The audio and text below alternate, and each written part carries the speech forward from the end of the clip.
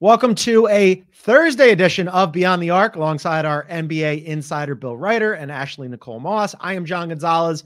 Bill, congrats on Barca's big win yesterday. Ashley's back in Miami. The team's back together.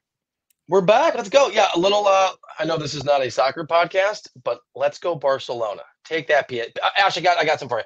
PSG, Dembele in particular, you're a bunch of bums. You're a bunch of bums in Paris. That's all I got. Has Mbappe hasn't joined PSG yet, has he? He's at PSG. He's going to Real Madrid next year. He's also leaving, yeah. Ash, it turns out, I don't know if you saw this. Oh, right, he is going to Real Madrid. Yeah. I forgot he's not re-signing with PSG. That was the whole thing, yeah. The breaking news is he's a bum as well. Mbappe, get out of here. That's get crazy. out of here. We're not doing this. No, you're right, Ashley. We are not doing this. Please download and follow us.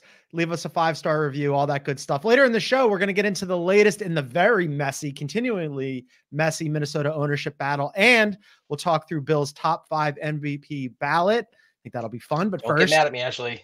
Steel yourself to not be mad at me for that ballot, okay? That 5 spot is going to be interesting conversation. But first, huge game in the NBA last night in the Western Conference, Nuggets and Wolves. It was good for like 40 minutes. And then the last 8 minutes, it was not quite as good. Playoff Nuggets just appeared out of the ether and won fairly easily. Joker and Murray running that 2-man game looked awesome. As a result, the Nuggets in the driver's seat for the number 1 seed. They close with the Spurs and the Grizz. If they win both of those, they're the number 1 seed. Looks like they will be. Gang, how big of a disaster is this for the rest of the West that now the rest of the West has to go to Denver throughout the Western Conference playoffs, considering the Nuggets are 33-8 at home? Yeah, Ash, big, right? I mean, I feel like it's always in concern when you have to play in Denver. We all know the altitude, and it's not an easy place to play, whether it's football, basketball. It's been, discussed, I feel like, ad nauseum from all different athletes. So I feel like that already is kind of a strike. You're going to their home of the reigning champs. They play really well at home. Mm-hmm. All roads lead through Denver. They have a really great home crowd. They have a just really great home attendance. And again, you never want to have to play any team at home, but you definitely don't want to have to play the reigning champs at home. That's what they want. That's what they thrive in. And again, I don't think if the Nuggets had to go on the road, I would still bet against them, but it's hard to bet against them regardless. It's extra hard to bet against them when all roads lead through Denver. So everyone in the West should be very, very concerned that they have to go up there and play Jokic and company. It's not going to be a cakewalk. And I've said, since the beginning, I think it's Denver's conference to win and it's Denver's conference to lose. And this just kind of helps them out with that whole narrative. So good luck, guys. You're going to need it. I think Ash nailed the main point for me too, guys. This Nuggets team, because Jokic has that switch that I know we're going to talk about, and you referenced, John, especially in the fourth quarter. They can go on the road. They can win anywhere. Doesn't mean they will. Yeah. The West is tough, but that's a real thing. So I don't know that they needed it so much, but every other team, especially the Timberwolves, I think needed to avoid home court advantage for the Denver Nuggets, and to not because the Nuggets struggle away from home, but because it is a real thing. And as to your point about Denver and specifically about Nuggets games, I remember when I started covering the league, people talked about it, and I almost didn't believe it, right? To the degree to which it would just impact you as a lazy, out of shape reporter going there, on a back-to-back, how much you would physically. It did. Might have been the drinking too. I don't think in a vacuum. I know we're not playing in a vacuum. All these teams are weighted differently. Obviously, the Nuggets are good, but in a vacuum, I don't think there's a more difficult place to play in the NBA than Denver. I was in Denver, and I'm not an out of shape reporter. I'm very active. I do Pilates. I work out 4 to 5 times a week. Like I run. So opposite approach than I do. Got it. Yeah, it's a little bit different. I remember when I went there recently, when I went on my skiing trip to Breckenridge, walking up the stairs, I was out of breath. I was like, it's hard. This is different. Yeah. So I can only imagine 4 quarters of basketball running up and down and battling Jokic in the paint and trying to stop all the just unbelievable things that he can do, how it's just draining on your body. Like, I don't props, because I was dreading walking up the stairs. Hard. It's hard. Yeah, that's it. So and the other thing is, and this sort of varies over the years, but there are some home court advantages that are real that evaporate in the playoffs. Like the Miami flu, that's a real thing, but it's not a real thing if you have a team that's an actual contender and it's May. And the LA flu, that's a real thing for teams that go. That's really, I mean, like LA you live Nightlight in Miami, remains undefeated. I think for the Nuggets, this was kind of like they were excited to win this game. They certainly got into playoff mode in the last 8 minutes, but if they had lost it, it wouldn't be that big a deal because they're still the defending champs and you got to get through them if you want to get out of the Western Conference. I just think it's a bigger blow to the rest of the West, where now you look at it and you go, oh man, we have to actually go to Denver if we want to get out of the West. And producer Aaron brought this up ahead of time. It's the biggest blow for 3 teams. One, the Wolves, because now they don't have home court throughout the Western Conference playoffs. So if they do match up with Denver in the Western Conference finals, they got to go to Denver. And then whoever plays in that 8 seed, whether it's the Warriors or the Lakers or a different team, now right away, you have no shot. If you get somebody else in the first round, okay, maybe you could talk yourself into winning a round. Now you know you're dead in the water once you get out of the play-in. I think I think it's a great point. Let me throw this out there too, because I know I'm the one that always rolls their eyes at making broad statements from one game. So I'm about to make a broad statement from one quarter and really the back end of a quarter. But I do think that the reason that we've talked about Denver as the favorite, and maybe more so my skepticism of the Timberwolves in general, is because I do think that experience matters, and I think those games feel different when we get to May and maybe even April. And this game, for the reasons we're talking about, it approximated a playoff game, right? It's a significant game, and if the Timberwolves win, they probably are that 1 seed.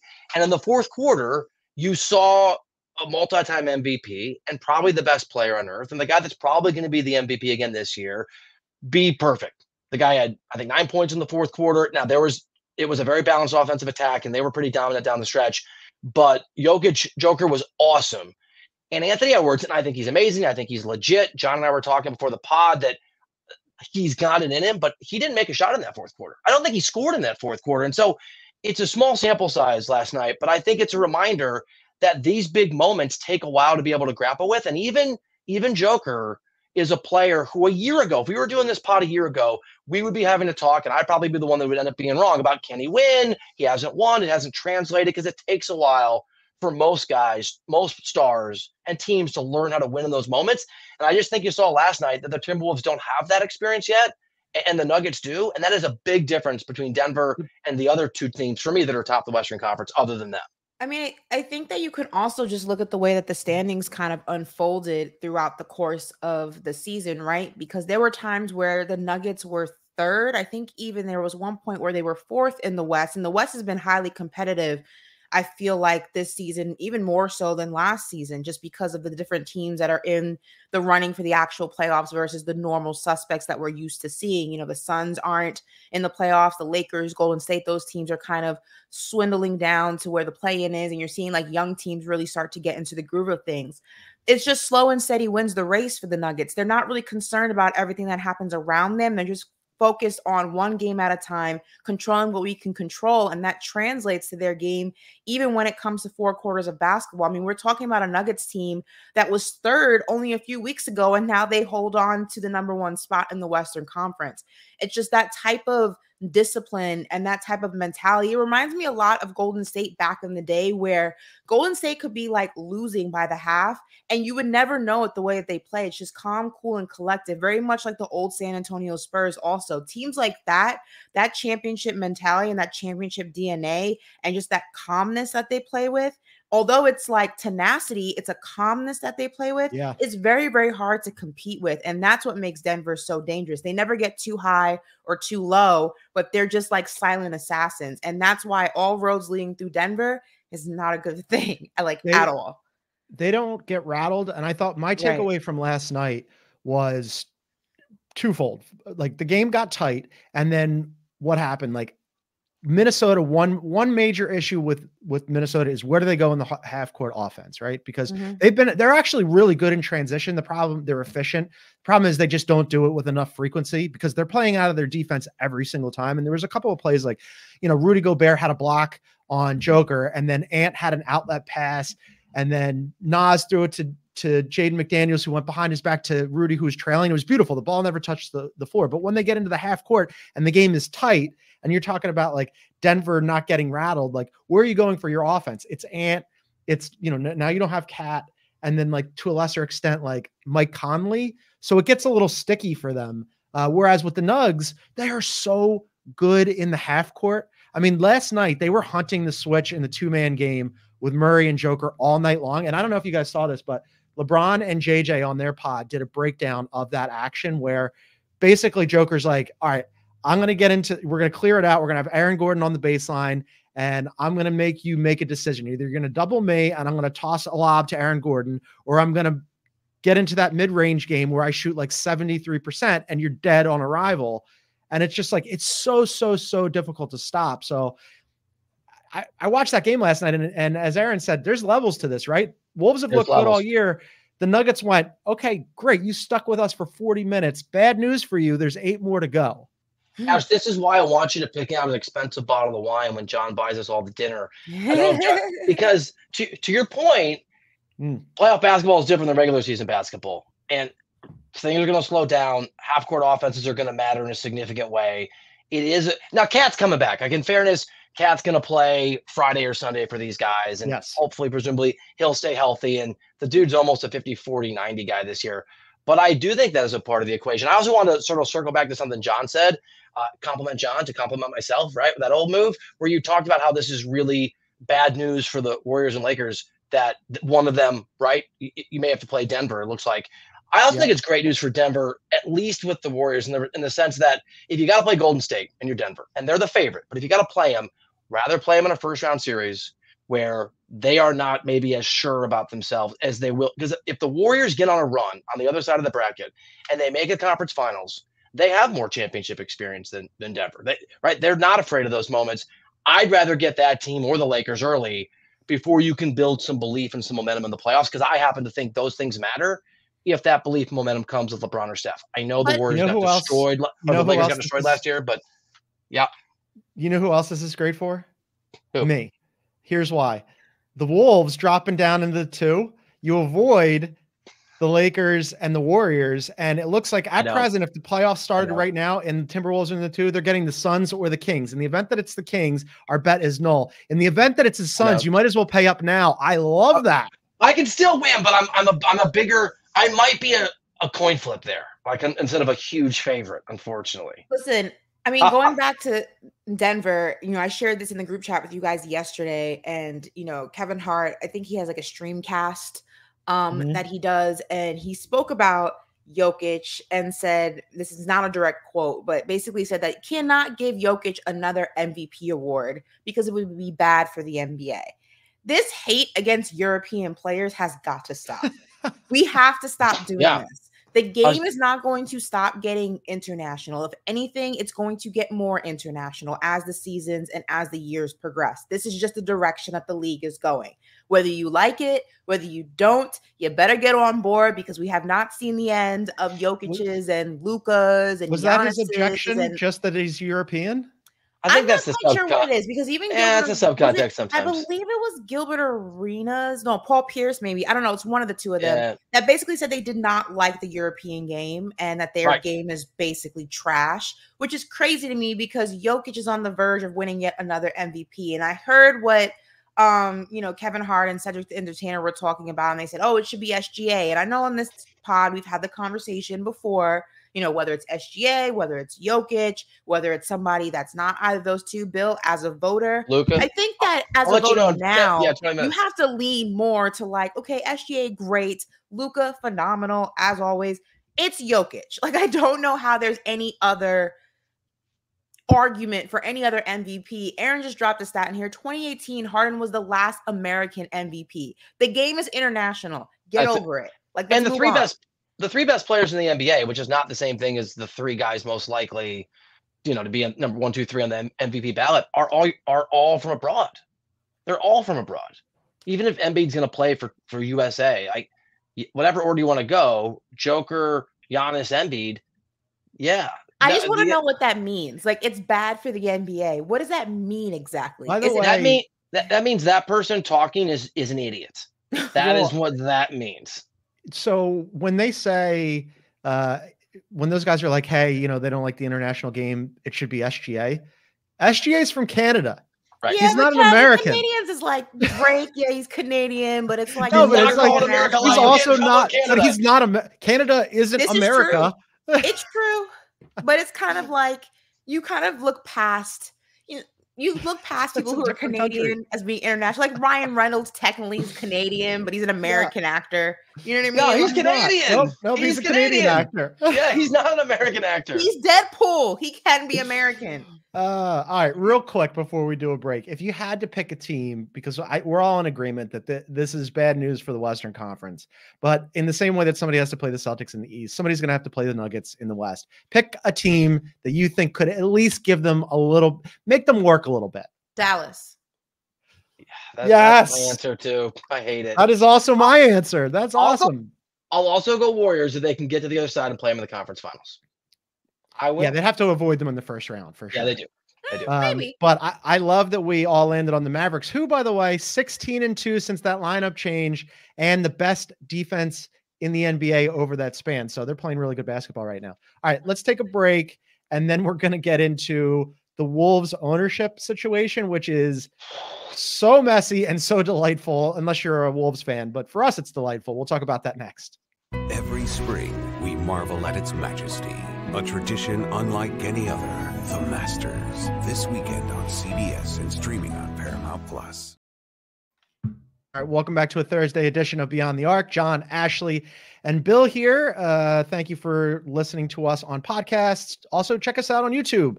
You can find us at Beyond the Arc CBS. Subscribe to our page, hit the like button, leave a comment, do all that stuff. All right, so yesterday, news broke about the latest in the Glenn Taylor versus A-Rod and Mark Lore situation. If you missed this, Glenn Taylor was trying to sell the team to A-Rod and Mark Lore. Then, depending on whose account you agree with, he decided to halt the sale. Well, yesterday, Woj reported, according to sources, that A-Rod and Mark Lore submitted a plan to cut payroll to $171 million. Now, that's important because the tax threshold for next season is $172 million. So under that plan, they would actually, instead of having to pay the tax, they'd get a tax distribution to them. Now, this would be incredibly difficult to pull off, and we can get into that in a second. But the reason why all of this is interesting is because Woj was saying that this is the reason why Glenn Taylor halted the sale, that he looked at this plan and he looked at A-Rod and Mark Lore and how dare they cut payroll from one of the best teams in the Western Conference? And the reason why that is hilarious is because Glenn Taylor is notorious for being cheap, for keeping payroll down, and for almost never paying the tax in his 30 plus years as an NBA owner. This is so public and so messy. And I want to see, there's so many different ways to go with this, guys, but I love this. I think the main thing is this is not believable. It doesn't make it untrue, but it is on for two reasons that I think are worth saying. And by the way, I have to keep saying I love Woj is my guy, but whatever. I'm going to say everybody's afraid. We should do a podcast on how everybody's afraid of Adrian, by the way. So number one, how convenient that a guy that is regarded as one of the cheapest owners in the NBA suddenly wants to bring his Scrooge McDuck amounts of money to save this wonderful team. And you can parse this a lot of ways. You can say he never spent money because the team wasn't very good. You could also say the team wasn't very good because you didn't spend money and or you ran the team, right? So that's one topic. The other thing is, and again, I am not an insider at the level of Adrian Wojnarowski or Shams because no one else on the face of the earth is, but struggling to keep up with those guys and talking to the sources who continuously say, sorry, man, it's Woj. Let me give you some insight, and just knowing these guys and how the business works. This is not a shot at Adrian Wojnarowski, even if he takes it that way. If he does, too bad. This is the reality. Adrian and Shams and anyone who tries to get this stuff have to make deals. Part of the deal. We all have to, it's part of the deal. You have to carry water for people. Adrian is so good at what he does. We've had this talk because he is plugged in with agents. And then he got to a point where he's plugged in with owners, which is so hard to do and remarkably impressive from a journalistic perspective. But none of us know who's actually going to own this team. I don't think Adam Silver knows who's going to own this team in a year or two. It'll be a legal process. And that means it behooves whoever wants to continue to cover this team to hedge their bets. And it is a worthwhile endeavor, if you want to hedge your bets, to simply report, it's ethical and above board, what an owner tells you or someone near that owner, because clearly this came from that ownership side, right? Yeah. So when Adrian tweets something, we take it as gospel, and we should. But normally what's gospel is this guy is being traded, or this contract is something that's verifiable. What is gospel here is that Adrian was told this. Not that it is who true. benefits, right? That's the thing. Who benefits? Like who benefits? Cui bono? And obviously, this is coming from the Glenn Taylor side of things. Glenn Taylor gets to go look how cheap they are and use it as a PR cudgel as leverage when it's, for all the reasons that Bill just mentioned, hilarious that it's coming from Glenn Taylor, because Ashley, in the 30 years, he's on this team since 1994. In the 30 years, I was a year old, guys. You were a year old. I was 2. No, I wasn't. In the 30 years that he's owned this team, Glenn Taylor has paid the tax a total of 4 times for a total of $25 million. He hasn't paid the tax in its modern iteration since 2011. And he's the guy going, can you believe this? They want to strip payroll and they don't want to pay the tax. I'm actually interested on how this affects, the continuation of the building of the Timberwolves, right? Because the Timberwolves, the future is bright, but there is a lot of questions about Cat, Rudy Gobert, and Anthony Edwards as a trio. But even if you keep those 3, or even if you move one of those players, you still have to figure out how to successfully build around whoever's remaining in order to remain competitive in a conference that is constantly evolving, constantly getting competitive. And as we said, young teams are really starting to be at the forefront of this conference versus the old guard of the Lakers, Warriors. I mean, I guess you can put the Suns in there, the Clippers. It's starting to shift, right? With all of this chaos going on behind the scenes, I wonder how that then affects the decision-making on what to do actually on the court. Because if you don't know who your owner is, if you don't know what they're willing to spend, if you don't know what they're willing not to spend, if you don't know what they're willing to pay in taxes or not pay in taxes, it kind of makes it very difficult to figure out how to build a better team for next season, the season after, when there's no direct line of hierarchy to follow. It's going to affect the product, which is winning games, winning championships, and putting a successful product on the court that people actually pay or want to pay to see when you don't know what the hell is going on behind the 4 walls of the organization. This is a domino effect that I think a lot of people, and some of those people may be in the front office of decision-making, are failing to realize it's not just about you guys in the suits and ties. There's a domino effect here, and you're kind of screwing up the process that we've been really trying to go hard after to change the narrative of the Minnesota Timberwolves. Yeah, I mean, changing the narrative of the Minnesota Timberwolves and like the fan base that has been aggrieved for a while, they deserve a good team, and they have a good team right now. And the question is whether or not they're going to be able to keep it together, because if they do, next season, the Wolves are projected to have the 4th highest salary around, and these are all, I'm ballparking here, but it's around $198 million, because Cat's already maxed out, Gobert's already maxed out, and Ant Edwards' max kicks in next season, right? So that means that they're going to be well past the second apron, which is going to put them in about $76 million in tax. So altogether, you're looking at $275 million for the Wolves next season, which would be the 7th highest payroll in NBA history, which is a lot of money for a team that hasn't paid a lot of money previously. Now, if you want to read more about this, I encourage you to go check out Sam Quinn's piece on CBSSports.com. It's excellent, and it explains all this. Oh, he's a great capologist. It's an awesome piece. But the reason why I'm bringing all this up is because what A-Rod and Mark Lore supposedly were submitting, right, or suggesting, would be next to impossible for them to pull off. They would have to either trade one of those big 3, or absent that, if they wanted to keep the big 3, they'd have to move on from Jaden McDaniels and either Naz Reid or Mike Conley, which would do exactly what Ashley is saying, which would strip away valuable parts from a team that's been in the mix in the Western Conference all season long. So even if they wanted to do this, they'd have to gut the thing, and it would be hard to do. And let me add, if you're going to gut a thing and rebuild, and you shouldn't do that. You should protect this thing you built that can be lasting. But John, beyond that, if you're going to make that mistake, you need draft picks to do it. And they gave away a whole lot of first-round draft picks to bring in who? Rudy Gobert. And it struck me. And it's working. You guys, it is. And I texted you guys this. The Denver Nuggets, who they played last night, are the epitome of the rarest commodity in professional sports, and that is patience. It's the rarest thing in professional sports. That team and the way they were built was a long-term plan. They gave Malone tons of time. They gave all those guys time. Remember, Bud, among other coaches, has been fired after winning championships for not living up to expectations. Joker was an MVP multiple times before he won a championship, and they stuck with that coach. They drafted, go through the whole, they drafted Michael Porter Jr. when he fell, but then they didn't rush him, and then Malone made him play defense and didn't always give him minutes. And on the other side, you have this impatient organization under Taylor that's been poorly run forever. And the idea that you would tear this down, having just made a commitment to the now or the medium term at the expense of the future, it doesn't even make sense. And so on so many levels, to me, it underscored, even though it's sort of boring and we don't talk about a lot, at the ownership level and the culture level, what is set and what your plan is, those things are as significant almost as the players that you have, or how you get and keep the players. And if the Timberwolves were to strip this down, whether the ownership group of Laura and A-Rod or Taylor, I don't believe Glenn Taylor either. I don't really know who to believe. Is he really? Sometimes bad guys become good guys, maybe. But if they tear it down, it's not just a destruction of what they've gotten, I would say through luck.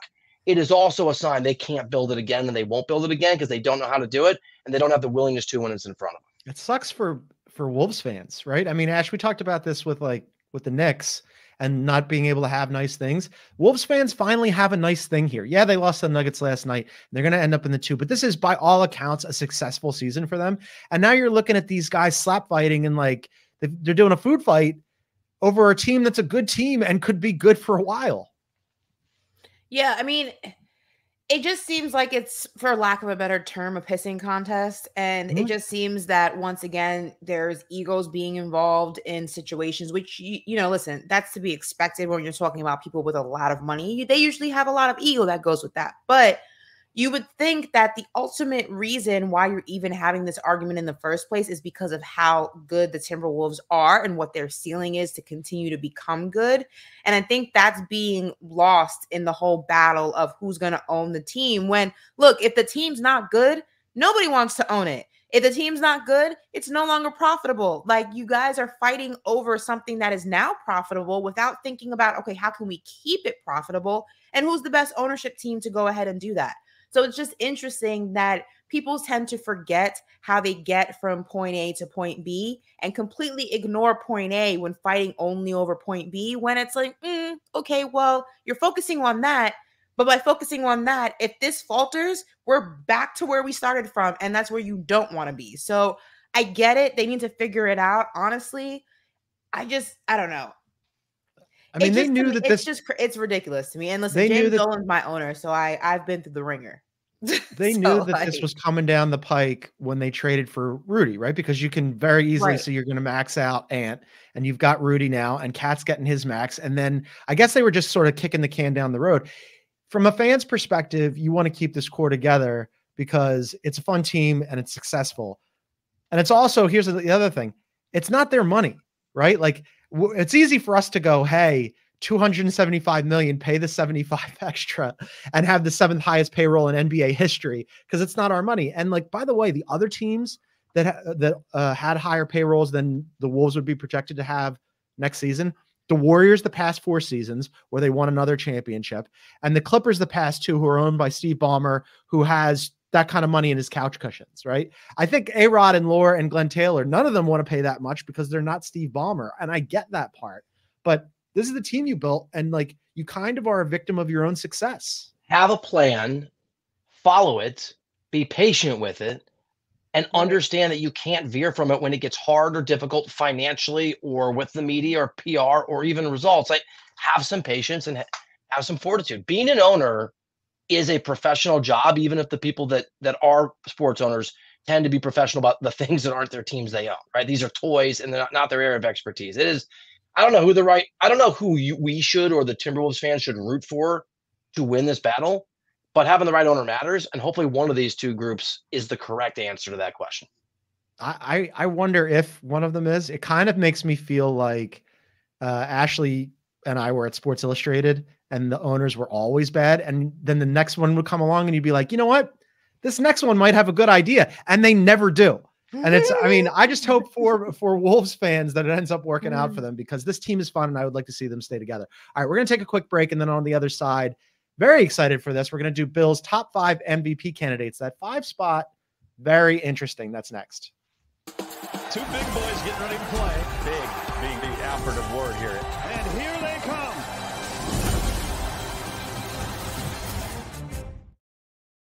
Welcome back to Beyond the Arc. Bill and I did a little bit of this yesterday, Ash, where we were talking about, I think like I'm going to let him speak for himself, but I think four spots are pretty much locked in, but the 5 thing gets interesting. And I think that you might take umbrage with who he puts there.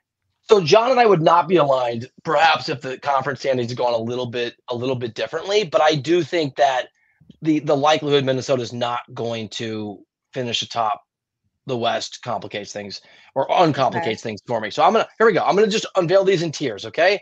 For me, tier 1 is easy. I don't think there's a question. I think the big guy in Denver is the MVP. There are people who will probably vote for Luka, and there may be people who vote for SGA as well. I am not one of them. I got Joker at 1. Can we? Easy. I want to just revisit the is it good for the NBA thing, because it'll be his 3rd in 4 years. And I think he's the best player. He should win it. I don't think there's a question about it. I do wonder, though, from like an enjoyment standpoint, because the NBA is ultimately an entertainment product. And when the Warriors were going through their run, at the beginning, I was like, man, this is awesome. So much fun to watch the Warriors play basketball. Look at how they move the ball. Steph's a delight, blah, blah, blah. By like the 4th or 5th year, I was like, it's Warriors and Cavs again, and I'm bored of this. But it's very different who wins an MVP than who wins a champ. Like, I'm with you on, okay, if the Denver Nuggets win 5 of the next 7 titles, sure. People don't care. No one says, oh my God, another MVP for Joker. I'm not going to watch NBA game. I think it's very different. Ash, do you care? Oh, okay. I didn't know if you guys. Okay.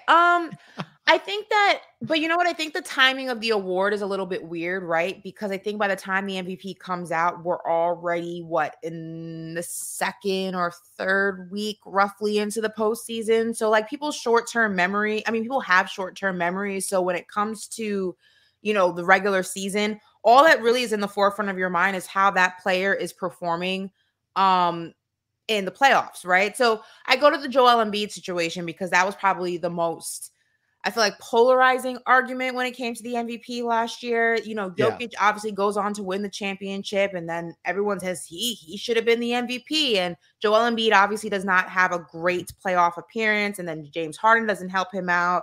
Joel Embiid's injured, the 76ers get bounced. So I think the issue is the correlation between championship and MVP, I feel like, is only there because of how closely the award is given out to the end of the playoff season. I personally think it's too close. I think it should be given out a lot earlier, like the minute the regular season ends, those awards should be handed out, because then the regular season's still in your memory and now you're focused on the playoffs. I think that's part of the problem. But I'm with you. I don't think that anybody is doing better than Jokic, at least down the stretch. And that was the argument with the Joel Embiid situation, right? Because Joel Embiid had a better chunk of the NBA season than Jokic did. I remember there was a part where Jokic, the Denver Nuggets were on a losing streak, and then they were also winning games, and Jokic wasn't even part of that in terms of, his stat line and whatnot. And Joel Embiid was very much responsible for the success of the 76ers. And then down the stretch, Jokic is having this incredible end to the regular season, and that's in everyone's memory. So I think it just depends on how you rate MVP. But for me, I look at the totality of a season, and in the totality of the season, no one's doing better than Jokic. It's his award to win. I love that idea about just getting the MVP out early. And let me say all the awards, truthfully, DPOY, all of them need to be given out the minute the regular season ends. By way of complaining, even though I shouldn't, most years you have your ballot for a week and a half, and so you get to look at it and think about it, even though it's a distinction probably without a difference. This year they're going to send it to you, and you got to vote within 17 hours, which means my vote will, I know the date-ish, my vote will be in before the first game of the regular season begins, or the postseason begins. You could do that. You could just unload. The problem is the NBA wants to stretch it out, and you're right, Ash. People I don't like have short-term memories, which brings me to my next tier. It's, for me, there's 2 guys in the 2-3 range makes sense. But I think that if you are a captive of the moment, which most human beings are, it's psychology, especially in this NBA world we operate in, most people are going to go Luka 2 and SGA 3. And this ballot could change, by the way. But for me right now, it's SGA 2 and it's Luka 3. And it's really close. And I don't think there's a wrong. I think you can vote either way, and it's fine at 2-3. But I'm going the dude in Oklahoma City, and what they've done, just easy to forget, because they're not going to win the West. It's amazing. And for me, it's Luka 3, which obviously he's moved up as that team has gotten better. SGA missed some games at the end of the regular season here. He was out dealing with a quad contusion, I believe it was. And I think like just taking a couple games off while Luka and the Mavs were just on this absolute heater makes people, because you know what Ashley was saying, everybody has short-term memories when we roll this thing, and we forget that Oklahoma City is so ahead of the curve with with the youngest team in the NBA. And it also underscores his value. He's not there. They're not as likely to finish the top of the West. People don't remember or think that way, but it underscores his value. SGA or Luka? SGA. I mean, SGA missing some time, right? You miss him. The margins are so thin across the entire NBA and where people are finishing. Like, okay, so I'm going back to my argument about the totality of a season and going back to the Embiid Jokic thing. If I'm looking at the totality of the season, the only reason I feel like primarily, and yes, Kyrie's had some incredible performances this season. I was in the building for one of them. The only reason the Mavericks are in this situation is because of Luka. Like primarily. No, primarily is because of Luka. And that goes back to the beginning of the season. Luka has been the most consistent factor on the Dallas Mavericks. Whether or not they were where they are in the standings currently is a different conversation, because as we know, basketball is a team effort. But if we're talking about an individual, which is what the MVP award is, it's an individual award that it has a little bit of a gray area because it's based on how well the team is performing, unfortunately.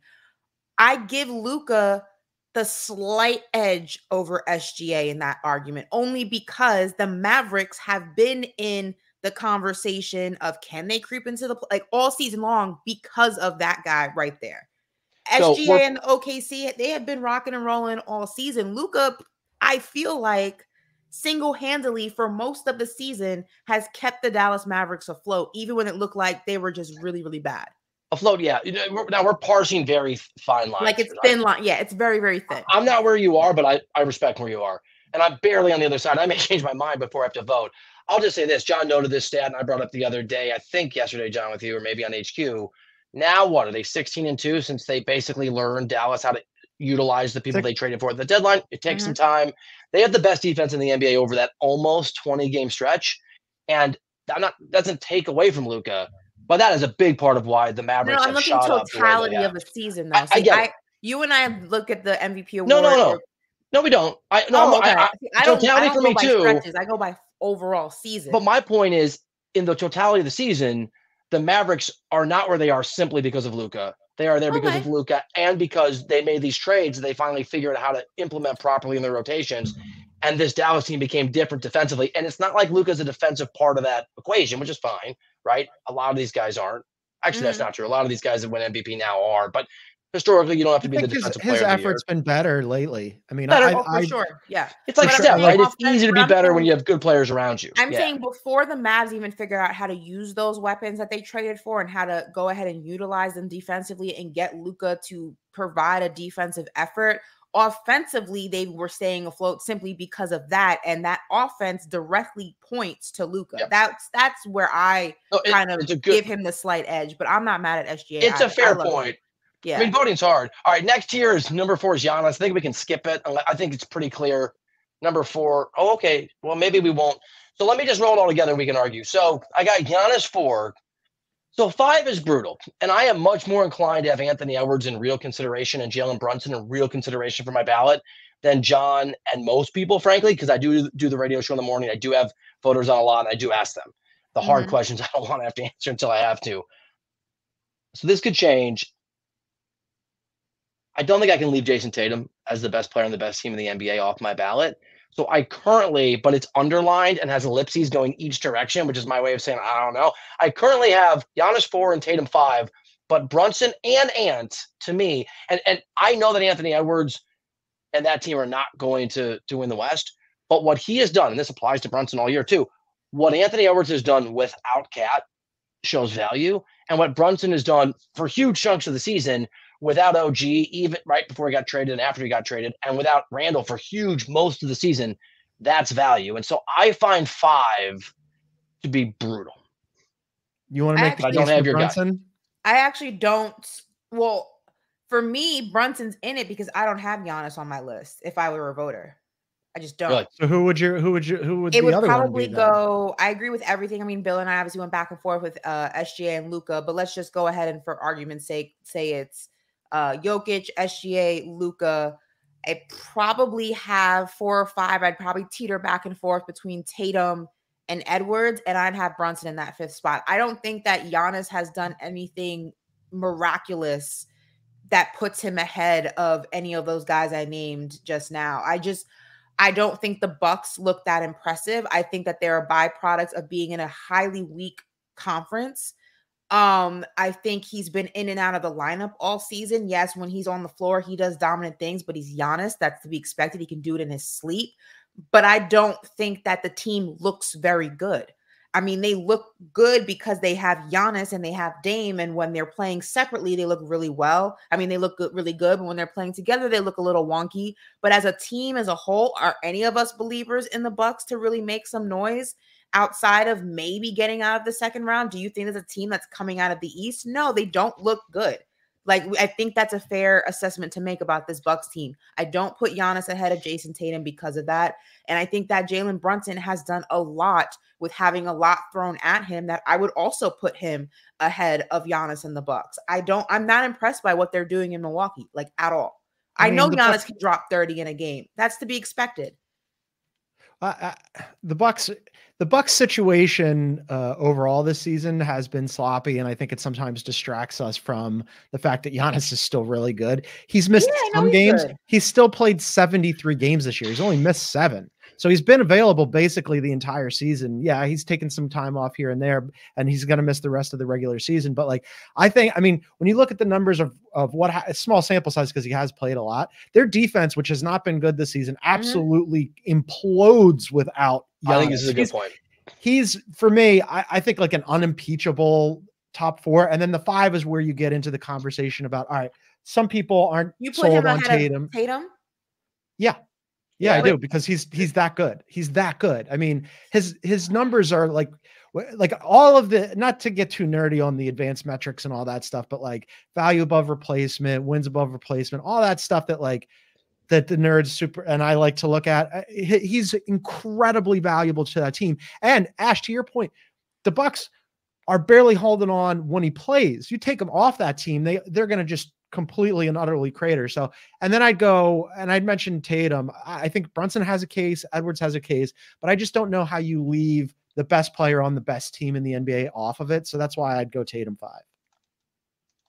Ash, I know we're both. You go, Ash. I'll circle back, but it looks like you got something you want. No. I just, for me, like, I don't know. I know what Giannis can do. I look at it as like, maybe then, for the argument's sake, just because of how stacked Boston is, maybe you take Jason Tatum off the list and you put Giannis at that 4th spot. For me, I just feel like Jalen Brunson deserves to be, like, will he win? No, but he deserves to be on the list simply because you lost Julius Randle, who is your 1B. If you're going to say Jalen Brunson's your 1A, Julius Randle's your 1B. You've not had him for 75% of the season at this point.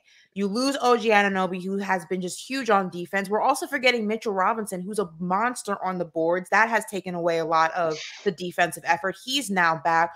Jalen Brunson also has sustained multiple minor injuries throughout the season and has still been able to go ahead and put up 40-point games, 50-point games when he's returned. He's single-handedly keeping this Knicks team in the playoffs, or has kept them in playoff contention. They've just now clinched. I mean, the 4th seed behind the Boston Celtics, the Milwaukee Bucks, and I believe the Cavs are 3rd. 3 teams that are supposed to be better than the New York Knicks, and he's right there behind them with the New York Knicks. I just feel like I don't know how you cannot have him on your list because of everything that he's been able to not only overcome as a team, but also as an individual.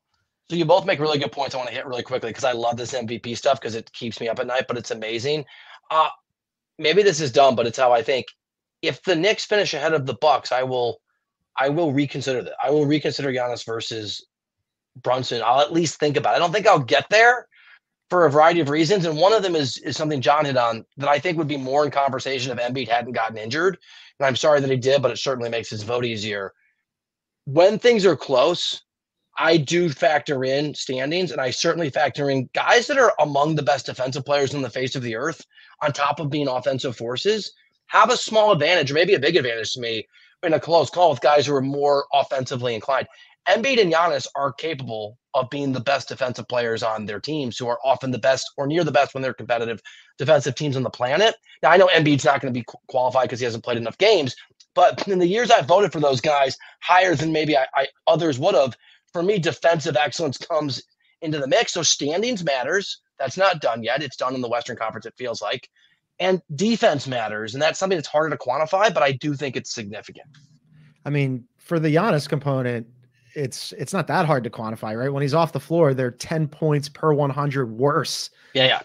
Defensively, I mean, like he's a huge impact for them, but it's significant. So then, last question, because I know we have to go. So if the last two spots, 4 and 5, you have 3. Let's say we have 3 players in the running. I'm gonna take out Anthony Edwards just for this argument. Okay. If Tatum, Giannis, Brunson, who gets bounced and why? It's between Tatum and Brunson, and I think you make a compelling case for Brunson. I would go. I just think like it would be, I think, a mistake to leave Giannis off. He's just that good. I think the first you have the 5th spot. So out of Tatum and Brunson, who would you bounce for that? It's a mistake to leave all these people, anybody off, which is why this thing is at least the struggles at 5 and not at 1. Been through that fiasco. Ash. Yeah, you have to fill those 2 spots with either those 3 people. Brunson's going to be Brunson is probably going to be off for me, but I haven't made all the calls and I haven't. But if the Knicks pass the Bucks, which I think is still likely, but not likely, still possible, it's possible, but not likely. Yeah. So but it's dark, so the sky can fall even over the course of a couple games. It can.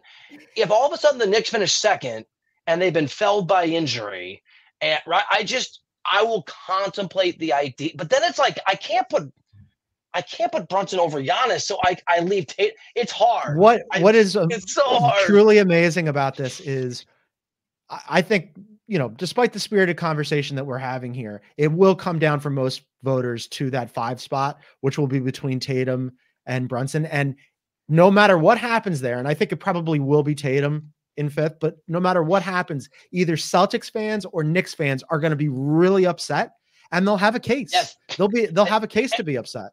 And I know we got to go, but also because of the rules change, whoever I vote 1 through 5 for the MVP, that's my all NBA first team. Yes. So like, it's not just in the past, you could sort of be like, okay, at least there's 3 or 2 centers. You're just doing your top 15 MVP ranking. It's pretty your great. Top 15 players. It's a lot. Yeah. It's a lot. This was a lot. This was super fun though. We're going to wrap it here. Encourage everybody to tell your friends about the show. You get to hear about us arguing over MVP ballots and all that good stuff. But for now, for our NBA Insider Bill Writer and Ashley Nicole Moss, I am John Gonzalez. We will be back at it tomorrow, previewing a loaded weekend of games with huge seeding implications. Come and check that out. Thanks for tuning in, everybody, and we will see you tomorrow.